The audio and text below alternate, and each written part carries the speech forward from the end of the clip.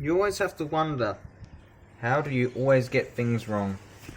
Hello, it's Michael the Mechanical, and today I just wanted to share a little bit of a trick that I've been struggling with ferociously for hours today. And I don't know why my video looks so blurry, or I don't know what the right words for the effect is. But anyway, today I've been trying to put on a brand new belt that I bought yesterday. And I was fighting it to get it on. Now, to come to a conclusion, it's on right now, and you can probably tell what I've actually had to do to get it on. So, the pulleys on this are a little bit different. Not all of them, just one of them, and that's for the alternator. When I bought a new alternator, they put a smaller pulley on it, in which results in, when at maximum tension, the original belt is slipping. Regardless of if there's oil or not on there, when you hit the accelerator, it's going making that noise that you just hate hearing in the morning, and which wakes up your parents when they're sleeping and you're going to work. And it's one of those things that's really freaking annoying to deal with. So, I've been really angry at trying to get this on, and I couldn't remember how to put on my belt, but because I already put a belt on before that was bigger, smaller than the original, which is this one here. I tried eventually to say, you know, screw this, I've had enough, I'm not going to put on any more belts. I'm just going to try and put on the belt that I had on there before, the one that I damaged. Because as a result of installing it the last time, what happened was I actually tore into it with the crankshaft. So the crank actually tore into this right here and ate it up a little bit. And that's, while it doesn't look like much damage, it can cause it to slip because it won't have grip at that point.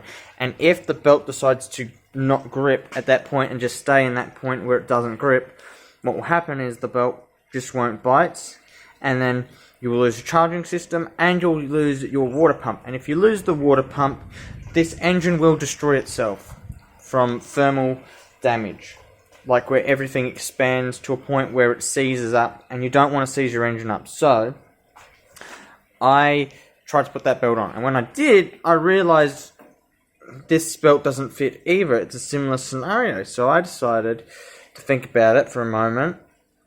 Why doesn't this one fit now? It fitted before, why does it fit now? And then I remembered this little trick that I had. When is all the pulleys in the lowest position possible to install a belt?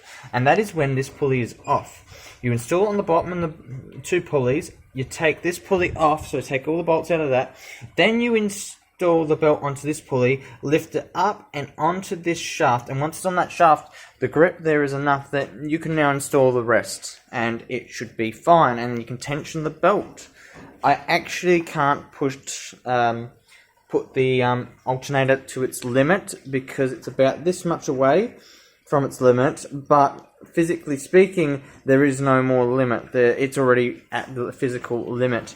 It's actually the alternator is interacting with the block of the engine, which means that that gauge on the side of the alternator is actually too small, and it should be somewhere else. This is a really stressful situation to be in, trying to get the right belt, trying to put the right belt on, and this cost me $30 for this belt, roughly. The last belt, the bandeau that was on there before, I'm keeping that as a spare, a backup. It will only get me out of trouble if I really, really want to take that risk. And also it's a reference to the size of what I had on there before. So, this is a TR22416, and I'm putting that on a Mitsubishi Triton MJ 1995 with a turbo diesel. And here is that little piece of cardboard to say what it actually is, because the original belt is just too small. Like I said, the belt pulley has changed, and that's the bandeau. And the original one, this is a brand new belt, by the way, was slipping the buggery. I couldn't tension it anymore because it was at the limit. 15A 1080 is the stock standard.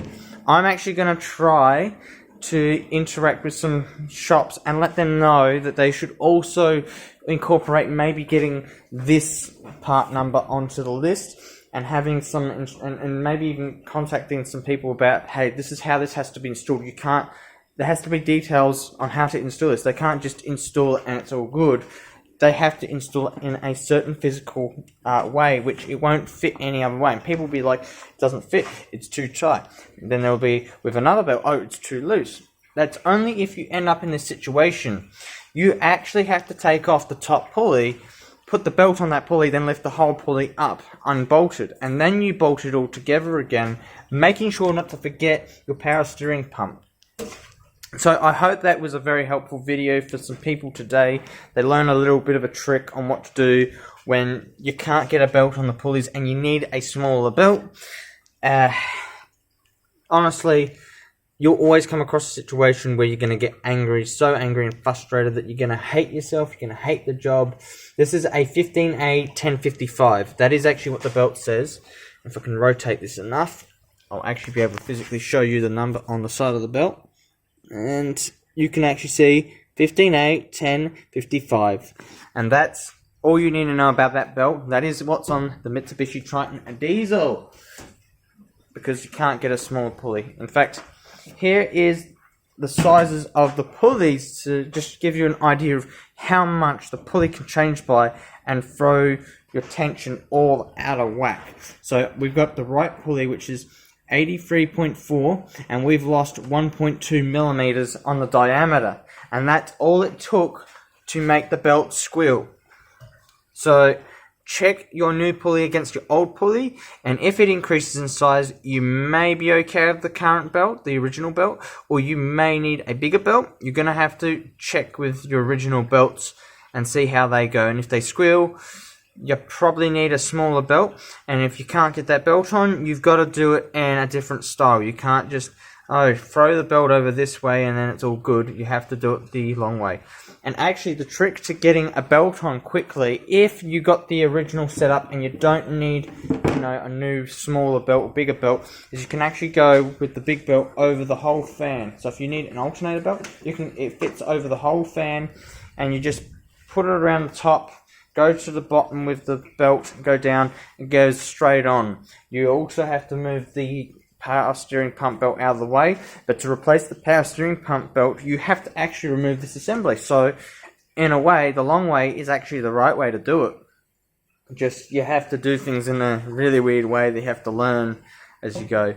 But anyway, thanks for watching. Have a great day or night wherever you are in the world. Michael the Mechanical is signing out. Bye.